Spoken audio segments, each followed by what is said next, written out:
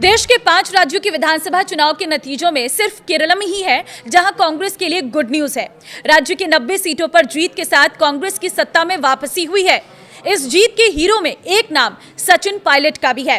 कांग्रेस के युवा नेता सचिन पायलट को क्राउड पुलर वाला नेता कहा जाता है और केरलम में कांग्रेस की जीत ने फिर सचिन पायलट को पावरफुल नेता के तौर पर पेश किया है।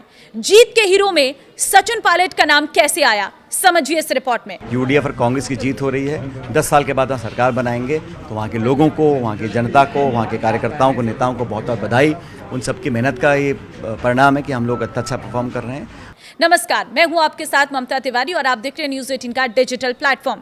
केरलम विधानसभा चुनाव के रुझानों में कांग्रेस के नेतृत्व वाले गठबंधन संयुक्त लोकतांत्रिक मोर्चा यूडीएफ को बढ़त मिलने के बाद कांग्रेस के दिग्गज नेता और राजस्थान पीसीसी के पूर्व चीफ सचिन पायलट कैंप में उत्साह का माहौल हो गया है। रुझानों में कांग्रेस की अभूतपूर्व बढ़त दिखाई दे रही है। केरलम चुनाव में सचिन पायलट को अहम जिम्मेदारी सौंपी गई थी। वरिष्ठ पर्यवेक्षक के तौर पर सचिन पायलट ने केरलम में 55 से अधिक उम्मीदवारों के लिए प्रचार किया था। पायलट ने राज्य में कैंप कर व्यापक चुनाव अभियान चलाया था। राजस्थान में भी सचिन पायलट के प्रदेश अध्यक्ष रहते हुए कांग्रेस ने साल 2018 में सत्ता में शानदार वापसी की थी। पायलट ने वहां जनसभाएं, road show, door to door campaign में सक्रिय भागीदारी निभाई थी। पायलट ने केरलम के 14 में से 10 जिलों का दौरा किया था। पायलट एक दिन में 5-6 प्रचार कार्यक्रमों में शामिल होते रहे हैं। वे लगातार ग्राउंड एक्टिविटी के जरिए संगठन को मजबूती देने की कोशिश करते रहे हैं। मतगणना में केरलम के आए रुझानों के बीच पायलट के दिल्ली कार्यालय पर शुभचिंतकों की आवाजाही बढ़ गई। 140 सीटों पर केरलम में कांग्रेस के नेतृत्व वाला गठबंधन करीब 100 सीटों पर बढ़त बनाए हुए थे। केरलम, पश्चिम बंगाल, असम, तमिलनाडु और पुडुचेरी राज्यों के विधानसभा चुनाव की मतगणना चल ही रही थी। इनमें पश्चिम बंगाल, पुडुचेरी और असम में बीजेपी और तमिलनाडु में टीवीके ने जीत हासिल की है। सचिन पायलट ने एक दिन में औसतन 5 से 6 प्रचार कार्यक्रमों में हिस्सा लिया। इनमें बड़ी जनसभाएं, डोर टू डोर संपर्क अभियान और रोड शो शामिल रहे। उनके अभियान का फोकस स्थानीय मुद्दों को उठाने और कांग्रेस के पक्ष में माहौल बनाने पर रहा। पायलट ने लगातार कई दिनों तक मैदानी स्तर पर सक्रिय रहकर उम्मीदवारों के समर्थन में प्रचार किया। इस दौरान पार्टी कार्यकर्ताओं में उत्साह देखने को मिला और चुनावी मुकाबले को धार देने की कोशिश की गई। पश्चिम बंगाल में भी पायलट ने 24 घंटे में 5 जनसभाएं और एक रोड शो कर मुर्शिदाबाद और मालदा बेल्ट में कांग्रेस के लिए माहौल बनाने की कोशिश की। हालांकि नतीजे तो पक्ष में नहीं रहे, लेकिन इन इलाकों में कांग्रेस का वोट शेयर 2 से 3% तक बढ़ता दिख रहा है।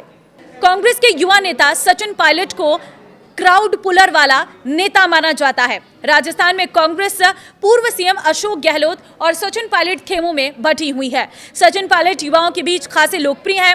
पायलट और पूर्व सीएम वसुंधरा राजे को राजस्थान में क्राउड पुलर नेता माना जाता है। पायलट के सभी कार्यक्रम में युवाओं के साथ महिलाएं, बुजुर्गों की अच्छी खासी भीड़ उमड़ती रही है। कांग्रेस के राष्ट्रीय महासचिव के साथ ही वर्तमान में छत्तीसगढ़ राज्य के प्रभारी का जिम्मा संभाल रहे पायलट राजस्थान के डिप्टी सीएम और केंद्रीय मंत्री भी रह चुके हैं। पायलट वर्तमान में राजस्थान के टोंक से विधायक है। कांग्रेस गठबंधन ने केरलम में 10 साल बाद बड़ी वापसी की है और इस जीत के साथ ही कांग्रेस ने 7 साल बाद एक नया रिकॉर्ड स्थापित किया है। 7 साल बाद पहली बार कांग्रेस के 4 मुख्यमंत्री होंगे। 2019 में आखिरी बार कांग्रेस के 4 मुख्यमंत्री थे। इसके बाद कांग्रेस को 3 का फिर लगता रहा, यानी एक वक्त में एक साथ 3 से अधिक मुख्यमंत्री कांग्रेस का नहीं रहा। केरलम की जीत कांग्रेस के लिए इसलिए भी अहम है क्योंकि यहां से गांधी परिवार की प्रियंका गांधी लोकसभा सांसद है। इतना ही नहीं, संगठन महासचिव केसी वेणुगोपाल भी केरलम से ही आते हैं। कांग्रेस में संगठन महासचिव को दूसरा सबसे पावरफुल पद माना जाता है। 2018 में कांग्रेस को एक साथ मध्य प्रदेश, छत्तीसगढ़ और राजस्थान में जीत मिली थी। पंजाब में उसकी पहले से सरकार थी। 2014 के बाद पहली बार उस समय कांग्रेस के 4 सीएम देश में चुने गए थे। केंद्र शासित पुडुचेरी में भी कांग्रेस का ही मुख्यमंत्री था, लेकिन इसके बाद कांग्रेस 3 के फेर में फंस गई। 2020 में मध्य प्रदेश की सरकार गिर गई। इसके बाद 2022 में कांग्रेस पंजाब में हार गई। 2022 के फरवरी तक कांग्रेस के पास सिर्फ 2 राज्यों की ही सरकार थी, लेकिन दिसंबर 2022 के चुनाव में कांग्रेस को हिमाचल में भी जीत मिली। 2023 में फिर से कांग्रेस को कर्नाटक और तेलंगाना में जीत मिली, लेकिन उस साल कांग्रेस को राजस्थान और छत्तीसगढ़ में करारी हार का सामना करना पड़ा।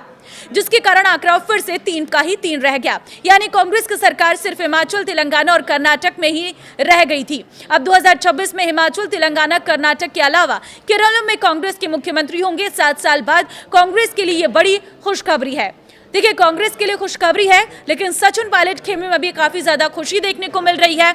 और ऐसे में अब जो राजस्थान में कांग्रेस के सचिन पायलट समर्थक हैं, वो काफी ज्यादा गदगद नजर आ रहे हैं और उनको उम्मीद है कि राजस्थान में भी सचिन पायलट को कांग्रेस अब कोई बड़ी जिम्मेदारी देगी और जो सपना सजोए बैठे हुए हैं उनके कार्यकर्ता, उनके समर्थक, उनके फैंस और राजस्थान की जनता कि सचिन पायलट क्या पता सीएम बन जाए, तो इस पर भी सभी की निगाहें हैं कि कोई बड़ा अनाउंसमेंट, कोई बड़ी जिम्मेदारी क्या सचिन पायलट को राजस्थान में मिलती है। आपको क्या लगता है, क्या सचिन पायलट को बड़ी जिम्मेदारी मिलनी चाहिए? कमेंट में अपनी राय जरूर दें। नमस्कार।